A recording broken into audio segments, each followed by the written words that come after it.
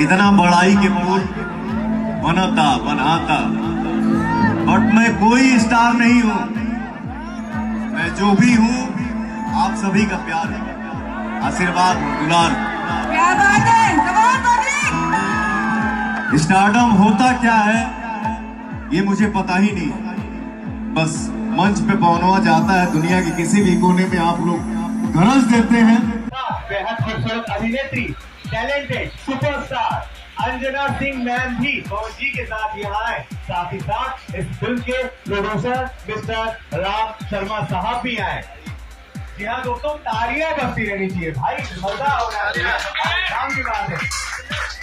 Pawan Singh ji, Anjana Singh ma'am, Ram Sharma sir, ये रहे हमारे साथ। बहुत स्वागत है सर। मजा आ गया, शानदार शानदार। माइक वाले भैया जरा एक माइक और दे दीजिए।